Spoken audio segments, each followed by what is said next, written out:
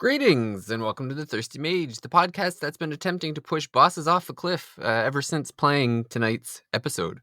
I'm your host, David Lloyd, and I'm looking forward to distracting myself from the dark urge by talking about a title that's easily my game of the year so far, Baldur's Gate 3.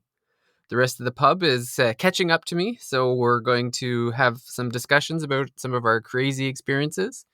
And just let people know we won't be getting into very specific spoilers, but I do want to warn those sensitive to spoilers that I would describe this as spoilery, this episode. There'll be we won't really be getting into the main quest, but we will be talking about some of the fun things that you can do, probably in the later acts.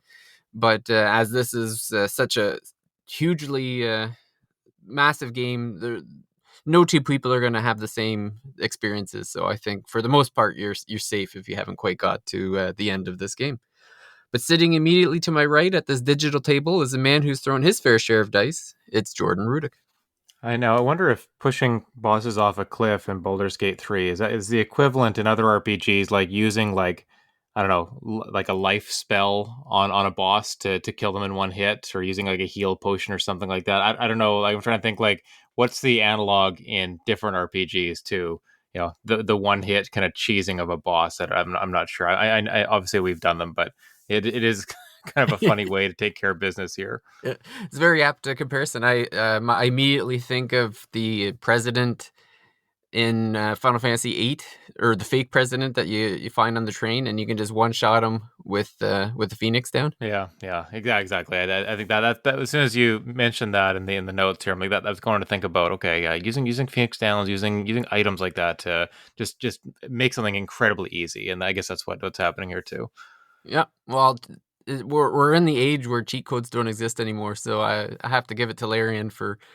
There's we'll get into it more later, but they certainly have their own version of cheat codes embedded in the game if you can find them. So I'm I always mean, this happy this to is see this those. is tabletop role playing, right? It's being able to try things that you think may or may not work, and just seeing what happens. And there's just so much trial and error in this game, especially for someone not well versed in D&D.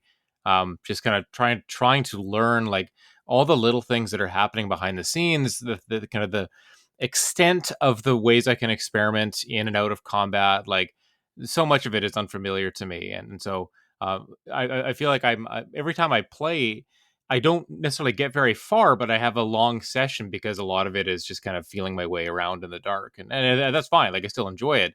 It's just I'm not. I can't sit down with this game for like 30 minutes. Like, I won't go. Yeah. Nothing will get done. Like, I has to be like an hour to 2 hour session for me, or else I'm just not gonna. I probably won't do it if I don't have that time. I have to really kind of have that space to play around a little bit more. Yeah, and in fairness to me, I learned that you could kill bosses by pushing them down cliffs. By myself being, I was fighting a boss and I got thrown down the chasm. So Yes. so I immediately Monkey went, see. wait a minute. Yeah, yeah. If Hey, this is the if you thing, can do that, I can do it too. it was like a Three Stooges. Oh, wise guy, eh? That's good. That's good. I like the Three Stooges reference. I was just listening to an episode of What a Cartoon, the Talk Simpsons podcast guys, and they were talking King of the Hill. And that episode was kind of parodying or riffing on Three Stooges. So I've got Three Stooges on the brain, so I like that. Before we get into it, though, I just want to do a couple of quick plugs at the beginning. First is, as always, our Patreon. So I'm on a definite schedule now of getting them out a week early, so you can both help support the podcast and get episodes a week early in advance through patreon.com/thethirstymage. And you also get to chime in on content. So if you want a particular game, you can let us know and we can get that done. The other thing I wanted to plug is recently just became a Patreon member for Backlogged. I figured I had put so many hours into the Backlog website that they had earned my money. I'm a little scared at the amount of information that I've put in. I'm up to 75 games journaled, and I'm still working on my 2022. I started with 2023 and started working my way backwards, and all it's really told me is I play a lot of video games. Maybe too much if someone Yeah, caught that's a that's glimpse of. that's my fear about installing this app is just realizing, how how far gone am I, or Yeah. how, how what black hole, what chasm am I staring at here? But I think I will try to some point, see how you, in case you were getting it on that. So Yeah, well, it's yeah, pretty good. I've been journaling the stuff I've been playing now, just so that it was mentioned. I actually got it from Laldagal on Discord the recommendation, and it's been very helpful, even just keeping notes, because often we'll play a game but we might not talk about it for a few weeks. So then yeah, it's true, good to true. have notes to go back and remind myself of some funny things that happened, or things to remember, that sort of thing. So Well, it's nice to even just to remember like a specific scene or moment, like because we do like to share those in particular, right? Which you don't necessarily you wouldn't necessarily do in a review, but like those kind of minute details that I think people like hearing about us discuss, like that is a good opportunity for that too. yep. And yeah, so if you happen to go to it, so it's backlogged, BACKLOGGD, because in this day and age we don't use vowels. Nope. And you can friend the thirsty mage. It's all me. That's my gameplay. That's not all of ours combined. I'm kind of representing the podcast on backlog. So yeah, head over and friend us. We'll friend you, and we'll share some fun times. But getting to the topic at hand, so Baldur's Gate 3. So I finished it, I think a week or two ago. I've been trying to find any game that kind of satiate that need. So working on that. Been playing a lot of games, but still all of it fresh in my mind. Jordan is in Act 2, working way through. And just to give a reminder, or kind of a refresher for anyone who's not playing or hasn't played for a bit.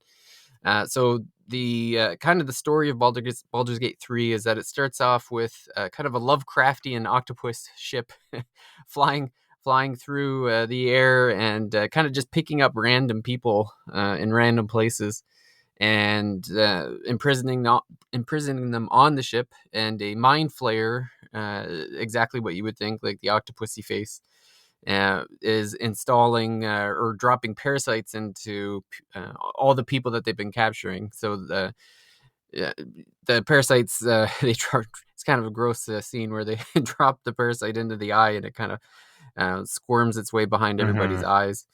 And I guess the whole point of it is that it kind of gestates inside the head, and then eventually you're supposed to the infected will become mind flayers. Is kind of the whole point of it.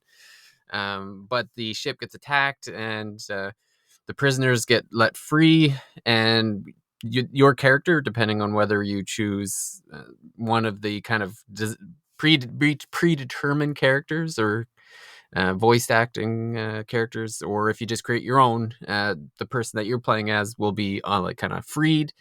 And so like the prologue is just kind of you running around the ship trying to figure your way off.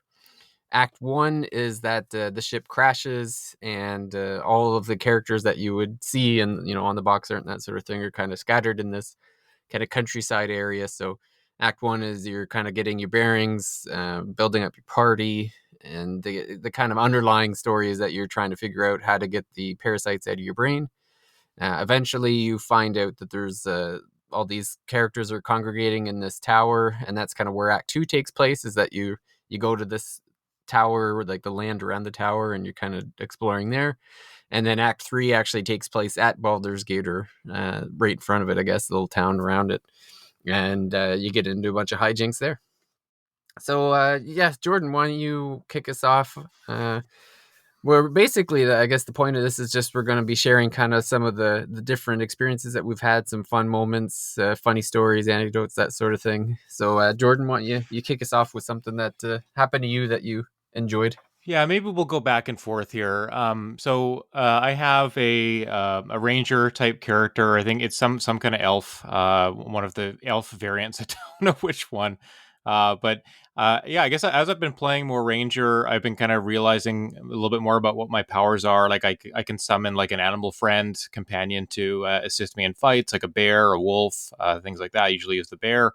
I can also summon like a little familiar, like something smaller, like a mouse or a spider, as well to help me. So, I like having a couple pets around. That it's nice to have that damage soaking and doing a little bit of damage on their own as well. I have two companions. I have Shadowheart, who I guess is a paladin or cleric. She's got some healing abilities. She's one of the, I guess, one of the initial characters that you meet very early on. Um, she's got some powerful abilities too when she gets up close. Like a little bit more of a melee character, I think. But I like her, and I've been chatting her up in the camp as well, getting to know her a little bit, and so that's been fun. And then there's this kind of almost like death capital D death figure in my camp who allows me to like summon like a puppet kind of character as well, or basically animates a character to join my team. So I've got a mage on my in my squad as well. So it's just the three of us, and then my pets. Um, so before getting into the game, my hope or my intention was to play and try to avoid combat as much as possible. Like I just because again, not being super familiar with like the intricacies of it and how everything works. And you know, in a game where I have that ability to maybe avoid combat a little bit more and talk my way out of it, I would like to do that. I enjoy that aspect of role playing games. Um, but those best laid plans have definitely not come to fruition.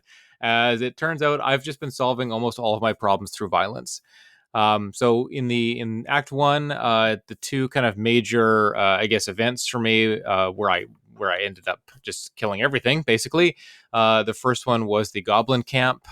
So I guess I'm trying to think of even what the purpose of going there is. Like you meet this grove of druids who I guess they have some kind of conflict. There's just people who want to go there to be safe, but the druids want to kind of kick them out and kind of isolate themselves. And so you go to the goblin camp to rescue one of these druids. I think the leader of their camp. Halson. Um, what's that? Sorry. His name is Halson. Hall, thank you. Yeah, and he's joined my camp as well, so I should be remembering that. Um, yeah, so you go to rescue the leader of the druids to kind of help or save the grove. That's their big request to you. And he's super powerful. You end up, I guess, if you do some fighting in the goblin camp, you can get him to fight with you, and he's super powerful. So that was fun.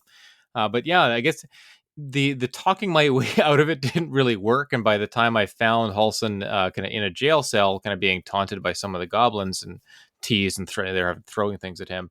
I let him out, and basically we get into a big fight. So the prison scene, there's already fighting happening there. And I'm like, oh, okay, like this part, I had no choice. Like, to get him out of here, there was going to be bloodshed, I guess. Or I didn't know how I could solve it through talking, so I didn't. I just killed everybody in there. And then I'm like, okay, getting out of the prison area of the camp, I have to think, okay, now I've got this other task that Halson has given me that I need to basically eliminate three kind of goblin leaders, I guess, in the camp as well. And that's the only way to maybe stem the tide or to prevent them from kind of uprising or coming after the Druid Grove again. So after we leave the prison, I come out still with Halson on my team, and I guess our next thing is, okay, now we have to kill the three leaders. And basically every scene turns into there's no assassinating, there's no like sneaking around. I basically have to kill every single entity in this camp. It was never my intention going into the camp that's how it was going to be. And it wasn't just even inside the main fortress part of the camp, it was also outside. I had to fight everybody too. And so this took me hours. It took me hours to kill everything in there. And, so much looting going on and corpses everywhere. And I didn't do any secret or special things. It was really just kind of brute forcing my way through.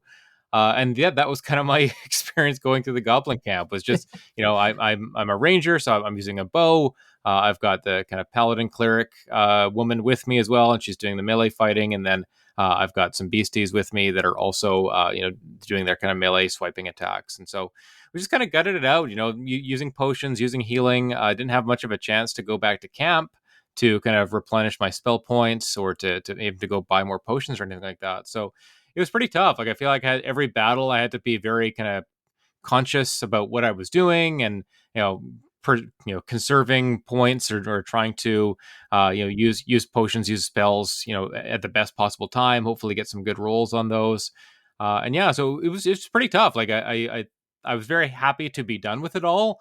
And I was like, oh, it would be nice to not have to do this again. But then a little bit later on, the same kind of thing would happen. But David, I want to know how you kind of solved that goblin camp situation, because I haven't talked to too many people about the game. I've kind of just been soloing it. So So I also solved it with violence, but also trickery. Because so what happened with me was that so I was a bard, and I was playing with Shadowheart the cleric, Gale the mage, and Karlak the barbarian. And so yeah, I went and got the quest from the druids, or from one of the druids anyway. I think the leader was the leader at the time didn't really care about Halson too much, but yeah. there was another person there that wanted me to go save him, so I went there. When I first got to the goblin camp, I was initially like the goblins initially were not happy with my presence, but I intimidated them to the point where they're like, okay, like through speech, I allowed them to let me just walk freely throughout the camp. So I was actually allowed to just walk around and do whatever I wanted because I had threatened to kill them all. And That they, something like that happened to me too. Like I was walking around until I got to the prison and instigated the fight, and then everyone became hostile. Like I had free reign of the place. I talked to all the leaders. I'd kind of told them like, "Yeah, I'll help you out with your small task," and with no intention of doing that. So I was walking around okay until the prison break started, basically, and then oh, okay. all hell broke loose at that point. We were there was no animosity until I freed the druid, and then they're like, "What are you doing here? You can't do that, obviously." You must have had somebody escape from the prison, because it was the same for me. Like I went and talked to all three leaders, so I actually knew where they were. And when I went into the prison, I saw them there, and I killed everyone in that room. And then when I walked out of the room, no one had known I had done that, so I still was able to walk around. So what I ended up doing was there was like one main area of the goblin camp where one leader is kind of standing, and I noticed that there is another room a little further down where there's a gunpowder keg. So I dragged the gunpowder keg down from this other room and put it right in the middle of this room. Yeah. And what I did is I went up at you can get up into the ceiling, and there's like rafters. So I put all four party members on this like narrow beam, and we were literally just standing over everyone watching from above. And if you time it right, like what happens is like every 2 minutes, all the goblins will come listen to the leader for a second, and then they'll all walk away. Yeah. So I stood up there and I waited, and when they all got there, I had the mage shoot a firebolt at the powder keg, and it killed it killed probably 90% of the people in the room. Oh, that's so funny. That's so perfect. Yeah, just one blast, they're just Yeah. toast. And so there's only like three people left, and so we just shot them with arrows, and that was that. And so at that point, there was like nobody left in the room that knew I'd done this. So I just walked up to the next leader, and she was kind of in a corner away from everything. So I was able to like murder everyone in that room without anyone knowing. And then I came back, and the devil was the last leader, and he was actually pretty powerful. So I threw a void bulb at him when he was near a chasm, and it one shot killed him because he fell into the chasm. Oh, that's good. Yeah. Yeah. Yeah. I saw that in the notes. I wasn't sure where you're going with that. I like it though. Yeah. So it was basically if there was a boss near any kind of cliff, chasm, whatever, I was just saving the void bulbs. So basically, what a void bulb is like a gravity bomb. You just throw it towards the cliff, and it sucks everything around it like towards the cliff. So Yeah. there's Yeah. basically like you don't have to worry about your strength or athletics or anything like that. You just throw the void bulb. It'll suck anything, and it'll just fly it off the cliff, and they're dead. See, now this is where I don't have that wherewithal to think, okay, let's explore around, find gunpowder, set up the gunpowder, explode everybody down on the rafters. Like I just don't. I guess I don't even think about that. I don't. Not having played a lot of CRPGs and just it not being like a genre I'm super well versed in. Again, I don't. My brain doesn't go to those. It's more like I guess I'm more of a simpleton when it comes to a game like this. I'm like, okay, I can either talk to them and like persuade them to let me leave, or I can kill them. And it's just those are the two options. There's no finessing it. There's no like other subterfuge or anything, or kind of special tactics or techniques or anything like that. It's just those two options for me. And if there's no dialogue option and they're getting hostile, and I exhaust all the dialogue trees, you look through all the options, all succeeding, all the rules.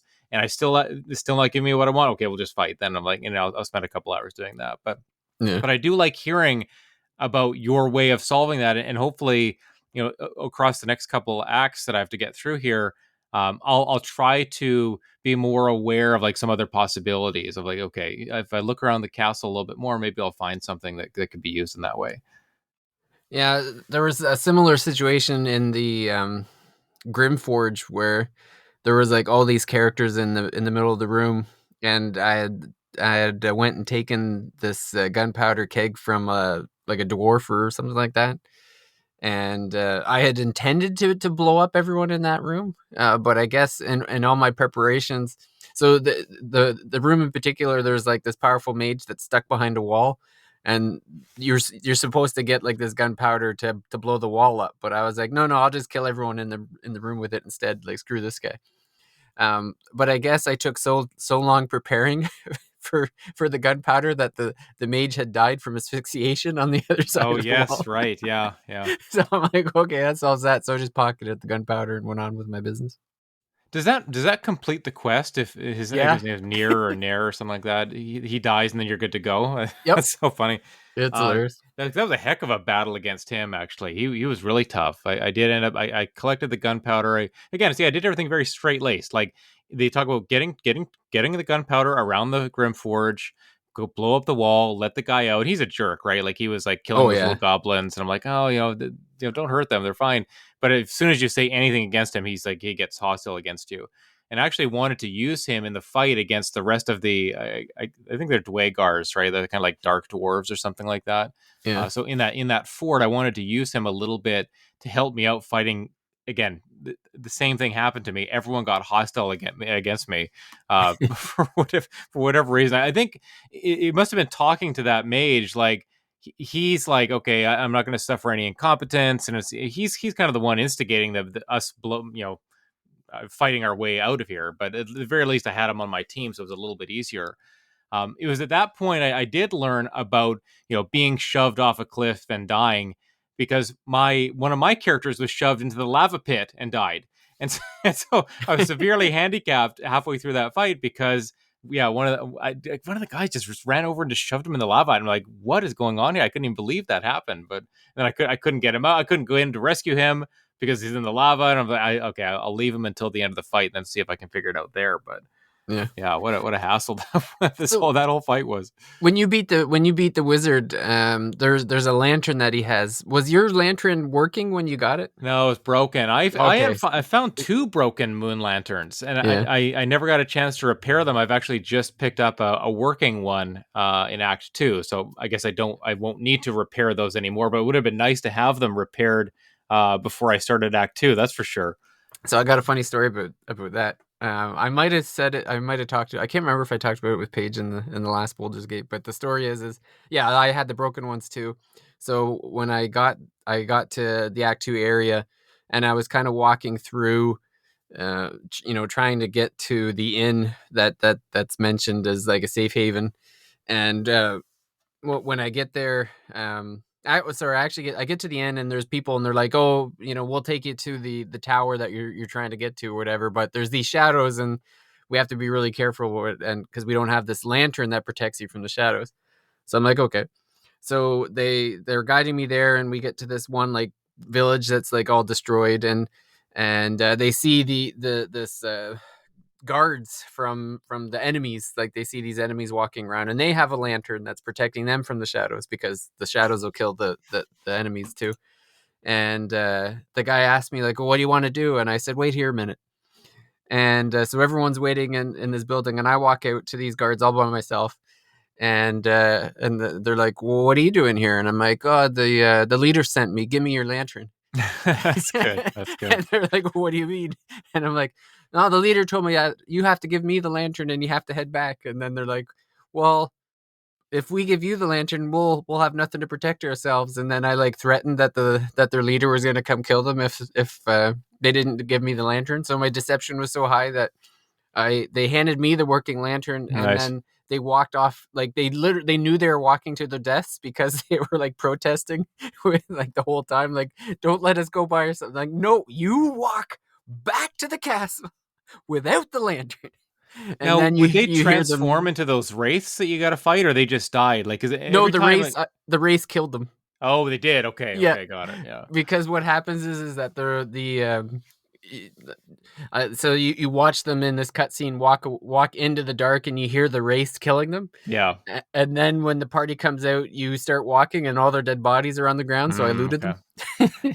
I may have come across that scene because I in that area, this kind of initial part of Act Two, like you come across a bunch of kind of clearings where there's a lot of dead bodies. Like it's obvious that whoever's come here hasn't lasted very long, right? Like they're Yeah. constantly coming across a party of corpses or skeletons and stuff like that, and until you find like into the landmarks, like the little encampment that you find, or if you finally get to the Moonlight Towers, which I think is one of your main objectives, right? Um, yeah, it's a very kind of tense situation at the beginning of Act Two, and I guess sometimes you think like, oh, the beginning of a new act, it's going to be a little bit lighter. There's very little about Baldur's Gate 3 that's light. Some of the Yeah. dialogue can be, but just the environments, the quests, the things that you're doing, like all of it is very heavy, serious, dark in tone. So I think you also have to be kind of prepared for that, or in that mood to play a game like that. There's not a lot of levity here, and so I guess for me, like I'm not always in that mood for a heavier game, right? Like I'm playing some other lighter games on Switch for like review and stuff like that, and like okay, they're a little much more light, and I can kind of pick them up whenever. But Baldur's Gate, I have to be in a little bit more of a mood for that setting, that atmosphere, all that kind of stuff. Yeah, there's well, it's funny because there's a lot of scenes can yeah, they never certainly start off with levity, but uh there's certainly opportunity to be. Sure. Yes. Yes. Yeah, like there's one in Act 3. There's again, I don't think it's like Baldur's. There's like it's mostly like a section of Baldur's Gate or something. Like there's the lower city that you're basically walking around, and I can kind of come across it's like the bank is like Hmm. Baldur City Bank. So I'm like, I walk in and I'm looking around. I'm like, hey, this is the guard. There's like tons of guards everywhere, and talking to the bank manager and find out that there's like a hostage situation going on, and they're like down in the vaults or whatever. So I'm like, well, I'll take care of it for if you want. So the guy was like, okay, but like don't steal anything. And so he gives me a pass, and I walk into the vaults, and there's like two sections of these. It's supposed to be like where all like everyone keeps their like best stuff or whatever, and there's booby traps to try to keep you out, but there are ways to figure out how to get around the booby traps. Hmm.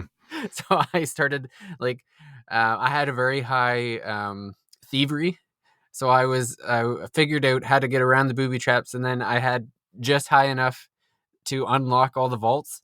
So as I'm like unlocking vaults, and there's some really high level stuff in there. Yeah, I Like, believe yeah, that. it was incredible. I'm like stealing all this like great stuff or whatever, and I kind of like walked into a situation where like it's like this started this other quest where you're seeing like these guys they're trying to steal all this money, and I'm just like, oh, what's going on here? And then I end up like killing them all and getting a new companion. So it's like, but it was funny because like the bank guy down there is like, well, how'd you get in? What are you doing here? And Yeah. I'm Yeah. like standing there with all the loot, you That's know. right. Yeah. Yeah. Going somewhere with that? Yeah, I was told to come help you. Yeah, No. yeah, yeah. Just take it to the other bank across town. Yeah. Yeah, that's a good one. I in the Underdark, which I guess is kind of close to the end of Act One. One of the last kind of larger areas, I guess you explore before you get to the Grim Forge, and then it's one of the ways you can get to the beginning of Act Two.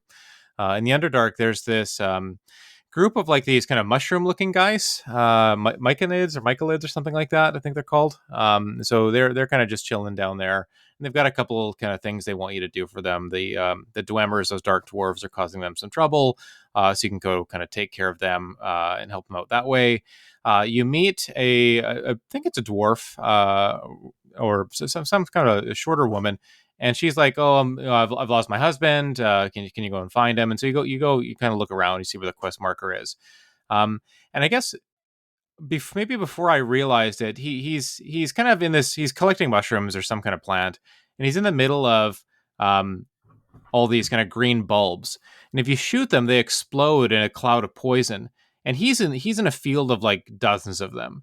And so normally how I was getting through those kind of fields, I would shoot the bulbs with an arrow, and then I would wait till the poison dissipated, and then I'd walk through.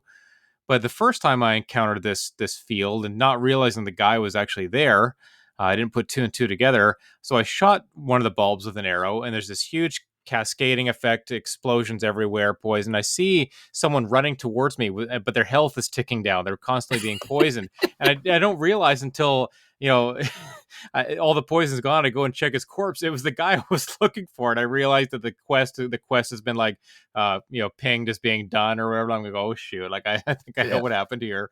So I ended up I think I didn't complete. I didn't go and talk to his wife after doing that. I ended up restarting because I wanted to actually talk to the guy and see what was going on there. So you kind of have to sneak your way through very kind of gingerly through the poison, I guess, plants. They're kind of like, they look like balloons or something like that. So you sneak your way through, you go talk to the guy, and then you kind of coax him to come out, and you tell him it's all safe and everything like that. But it turns out the wife actually hates him, like that Oh, she didn't mind him. perhaps for good reason. Like it sounds like he was kind of mistreating her and maybe abusing her. But then something happens to him, and he loses like his mental faculties, and he becomes kind of, for lack of a better word, kind of dumb. And so she doesn't mind him so much like that, because now she makes all the decisions. She kind of like he's almost slave like in a way, and so he's kind of just he's the gopher. He'll go and collect stuff, and she'll like handle the business side. She ends up being a shopkeeper as well. And I thought that was just like a really interesting kind of very small, like one note, not one note, but just not very minor part of the game. Like I'm sure people would just kind of miss or ignore this story, or this side quest. You don't really need to do it, but it was just kind of a funny interaction that you encounter, and just learning more about the relationship between these two people. And you go and talk to them, and like he's kind of very happy-go-lucky, and talks very fondly about his wife, and she's like derisive against him, and just nothing nice to say, and like don't worry too much about him, just kind of put him in his place. But obviously she wanted him around, to help him out, to help her out with the business and things like that. But I don't know. Just the game seems filled with moments and quests like these that are so easy to ignore. But if you do them, there's kind of an interesting narrative payoff, and you get to learn a little bit about the characters involved. Yeah, I missed that one completely, so that was Yeah. a new one to me. I didn't spend too much time in that one. I probably should have explored more. But yeah, I guess I had a similar experience in the. Do you have Will as one of your companions? No, I wanted to ask you about this too. You go on first, but I want to ask you more about companions and how to get them, because I feel like I've encountered people that I want to be a companion, but then they I don't see an option to, or I don't know how to pursue that. But you go on first, and then maybe tell me a little bit about how Okay. acquiring companions, I guess. Yeah, so there's this one guy, Will, and you would have met him when you first came across the druids, because Okay. when the goblins are attacking the druid camp, he's the one that comes out to help save, like to help fend them off. So I don't know if you probably can't get him now unless you can go back to that area, but um, you talk to him and you find out that he's actually like the son of the Duke. I don't know if you ran across the Duke Raven. I think it's Ravengard. Um, Basically, the guy in charge of Baldur's Gate is kidnapped in Act Okay. One, and it's Duke Ravengard. And so one of the quests is like they want you to save the Duke. So I'm like, okay. So then you, as you're going along, you find it. Oh, it's actually Will's. This guy is Will's dad, and he's got this vested interest in saving him, or whatever. And I'm like, okay. So so we're going through the game, and then Act Three comes along, and his quest, like the way that it's described in his quest, is that he's at this one area. So I'm like, okay, I'm gonna go there later anyway, so I'm not gonna worry about it for now. And so I come across this there's like a submarine that you could take to this underwater prison. Hmm. And so I'm going to this underwater prison, and then one of the bosses knows I'm going there, and he threatens to blow up the prison if I go there. Okay. And I'm like, baloney, like it's a bluff. He's not gonna do it. And like basically, as soon as I get there, he does set the self destruct sequence. So you only get like 8 turns in the prison. So I kind of went in and got the things I wanted, and helped some people escape because I knew there was some people there. One of the quests I was doing was like helping get these prisoners out of this prison. So I get enough of the people out that the quest I was actually going there to get um, is is uh, is completed. And so I get back to Baldur's Gate, and then all of a sudden the quest for Will's dad has changed, and I'm like, what happened? I found out that Will's dad was in the prison, and Oh I no. and I I drowned him. Yeah. Well, had you known the stakes were so high, maybe you wouldn't have been so quick to assume a bluff, right? Like, Yeah. Apparently, he was in a room that I declined to go into, yeah, and yeah, so of I course. when I went down there, I guess I was supposed to go down and. But it's funny. The game gave me a kind of a not so great option to revive him that I took Yes, yes, yes. because it didn't affect me personally. But my apologies to Will. It's not going to be much of a great life after my playthrough. Yeah, no, I mean, and I think that's just the case for many individuals that the two of us seem to be encountering. Not a lot Yeah. of It's happy not a happy endings. ending for No, everyone. no, definitely not. I guess kind of in the same vein, and maybe with a similar conclusion that you're alluding to. There's the old hag and the witch, in the swamp, I should say, who's kind of kidnapped this girl. Um, and I guess she's trying to use her in some kind of spell or some kind of ritual or something like that. And so that's a pretty tough fight if you end up going all the way through kind of the witch's lair. Not if you Um, use a void bulb. yes, exactly. See, yeah, for those not using the cheesing strategies, like these fights were quite taxing, and I had to do them multiple times. I found a kind of a back entrance or a back way to sneak around for the actual fight against the swamp hag. Yeah. Um, but then the resolution of that quest is pretty interesting, where you get one of those choices of like, okay, we find the woman. The reason why she's there, she's trying to make a bargain to kind of save her dead husband, I guess. And so these kind of things never end well, right? But you're given a choice of kind of what you want to do with the dead husband when you kill the swamp hag, and she kind of bargains with you, like she'll give you some power if you let her go. And I think I ended up just killing her because like I was trying to be like the noble character at that point. I've done a few, obviously killing entire castles full of creatures is not the noble pursuit at all, but I'm trying to balance that out, I suppose, with some more noble deeds.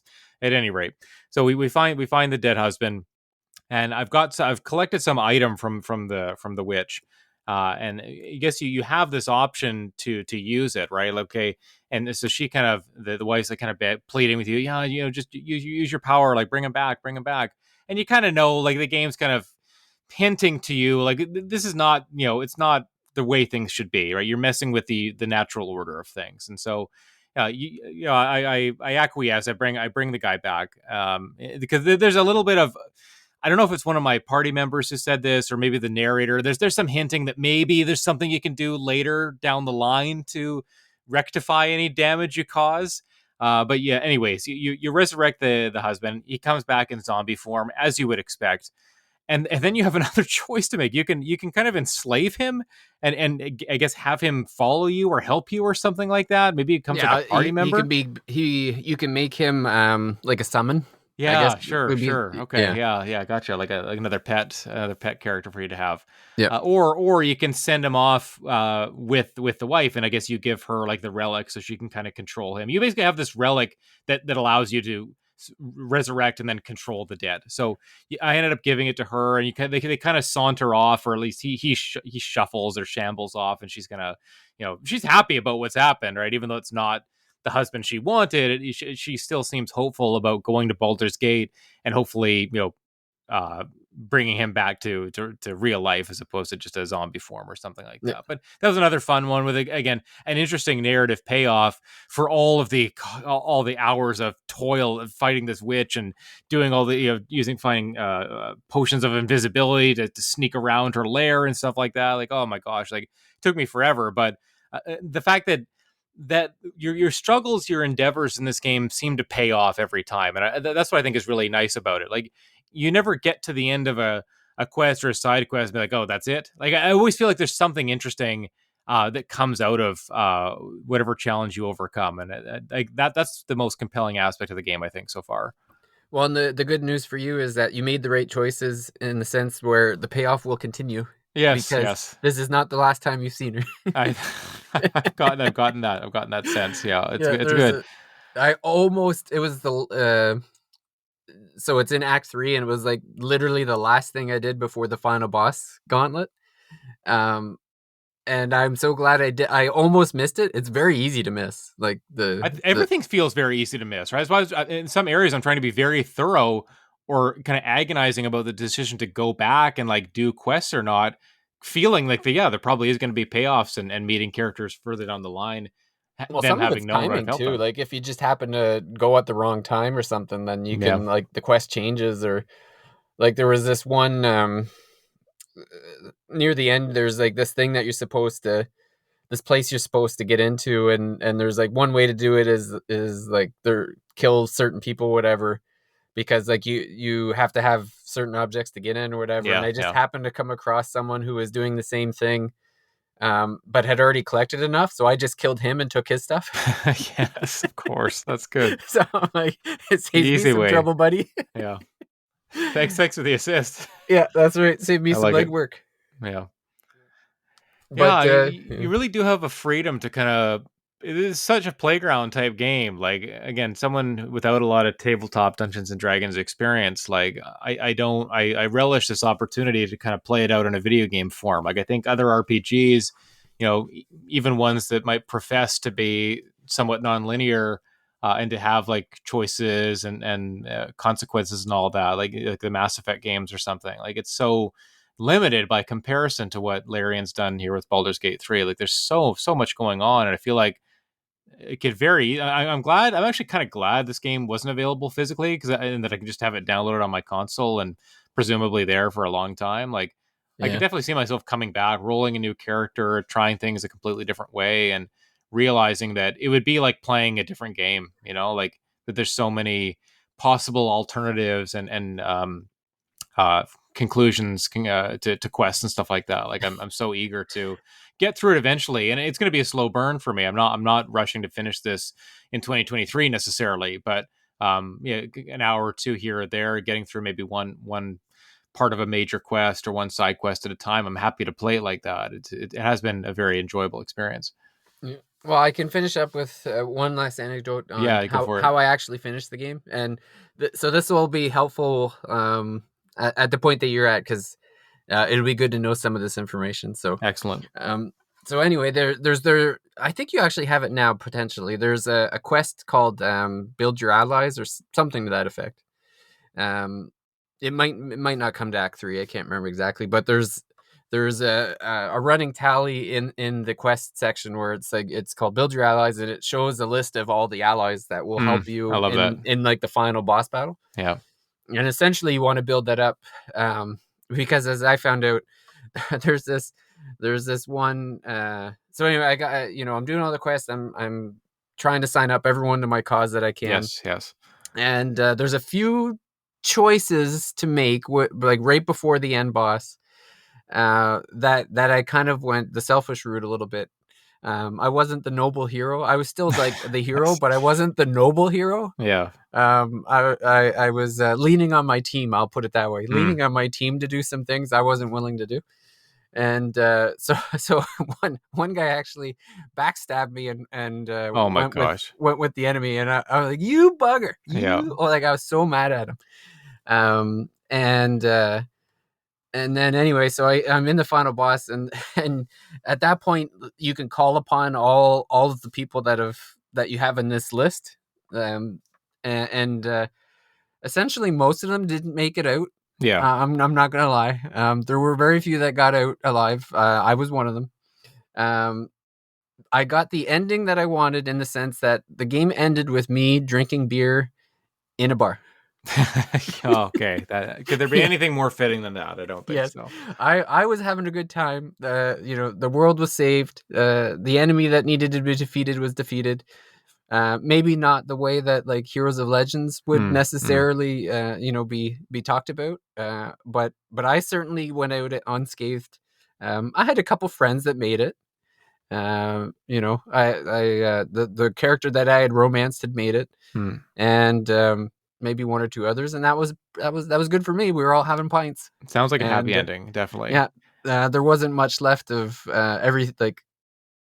I don't want to spoil too much, but the area that I was in, there were not too many buildings standing up. Mm-hmm.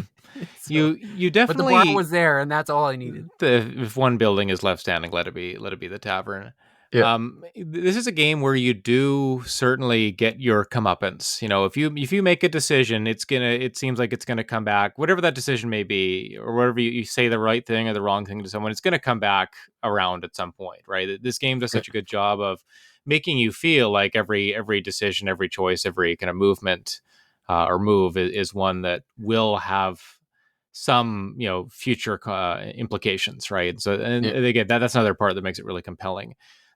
Before we wrap up, I did want to ask you about just recruiting companions. Is there something I maybe am missing out on, or something I need to be doing, or maybe Um. a way to go about doing that? Like I feel like I don't know if you can have more than three people. Like I feel like should be allowed more than three people in my Oh party yeah. at one time, right? And including my pets. I feel But like I think I had like I gotta say like 12 to 15 people in my camp by the yeah. time And so, because how many there's people can actually come out with you, like to fight? uh on any given time only uh okay, I'll say this. Up until the final battle, you can Yeah. only ever have the 3 people in your party. Got it. Okay. That's Um, really all I wanted to know is that, yeah. am I missing out on having like five or six people on the battlefield, or is it just these three that I've got? And if it's just Well, the three, that's fine. but in the final battle, I think there might have been 80 people on the battlefield. That's nuts. That's just I nuts. think my computer was like about to melt Yeah. Oh because gosh. I had a huge part like, and there was a ton of enemies, Yeah. and I had a lot of people, and I was just calling people in, tapping them in. That sounds so fun. Like I Yeah, remember Dragon Quest or not Dragon Quest, Dragon Age doing something similar with like the more friendships you had, the more people joined you for the final battle. I love yeah. that. I love games that do something like that. It really makes you feel like building up those friendships was worth it. I forgot to level up a couple people, so Mm. they didn't last in the fight very long. No, So I guess no, I guess they wouldn't. that would Yep. be the other piece of advice I'd give anyone is that you could travel with your 3, but before you go to the final party, you should add the people back into your party so that you can level them up properly, Yeah, yeah. Well, so they they don't get died. one shotted. They gave their lives valiantly for the Yeah, cause, even if it yeah. was as a cannon They fodder. bought me the extra turn I needed to win. So That's it. That's it. Yeah. yeah, but yeah, there's like I'm trying to remember. There's Will, Lavelle, Shadowheart, Karlak, Gale, Jahira, Hmm. Yeah, Jahira, Col- I just did the thing with her at the end because she seems so powerful with her like ice oh storm yeah, spell. I can't she wait was to. she's very very useful. Yeah, Halson, um, oh who are the other ones? There's a couple that I don't want to name because they're yeah. kind of Oh, that's fine. That's spoilerish. fine. Yeah, yeah, no, yeah. No, no, Yeah. that's good. It's good. It's good for me to kind of keep in mind names and be looking out for folks. But yeah, really, my main hang up was, am I okay with just the three people that I'm wandering about with, and then my bear and Oh my yeah, my you spider or can something get like through that? you can get through the whole game with like I think pretty much just used 3 people the entire game except Nice. I brought Asterion in for his quest. Okay. So I temporarily used him, but then it was always Karlak, Gale, and Shadowheart for the Got rest of it. the game. Got it. Yeah, good enough. But I definitely had a large group of people signed up to help me so that I could do that Hmm. final, and they have to be in the list Okay. of that ally quest. So you'll see the quest and it'll list everyone. It'll literally say like, "Oh, you finished the quest for Jahara, and she's Yeah. going to help you in the final battle." So Got it. like you have to have that list of people there. Sounds good. And I had actually lost one guy, and it said, "Oh, he's mad and he's did something and he's gone." Yeah, I And so defected. I had to go like fix the problem. Okay. Oh, that's funny. You can bring him back. And then it updated in the quest that Nice. he would help in the final battle, and I'm like, okay, good. Very good. Right. Yeah. Yeah, it pays to make friends along the way, I suppose, is the lesson here. Yep. I definitely want to revisit this game, maybe early next year, end of this year, something like that. Just kind of share some final thoughts, and maybe it'd be even around Game of the Year time, obviously, when we're chatting about that, because it'll be. Yeah. I think a lot of people are going to be talking about this game in addition to Tears of the Kingdom, stuff like that. But yeah, I'll have made more progress by then. So it'll be fun to kind of summarize how my final thoughts, I guess, after rolling the credits, presumably. Hmm. But yeah, thanks everybody for joining us for another discussion of Baldur's Gate. I was happy to share some thoughts about the game with you, to hear more of David's thoughts after getting through the game himself. We have some interesting episodes coming up soon. We're planning to do another 5-hour trial of Death Stranding this time. So we've both got that on our consoles. David's already started. I want to say playing it, but I think watching is probably a better Yeah. verb to use. We've also got a bunch of demos were released recently for games like Star Ocean 2, Silent Hope, and Dragon Quest Monsters. So I think we're going to share some demo impressions next week ahead of those games coming out in the not too distant future. If you have other ideas for episodes or games you would like us to cover, please email David at thethirstymage.com. You can always leave us a review on your podcast app or Spotify with a comment about a game you'd love for us to wax poetic about on the podcast. But I think that'll do us for tonight. Thanks everybody for listening, and we'll talk to you again soon. Bye for now. Bye.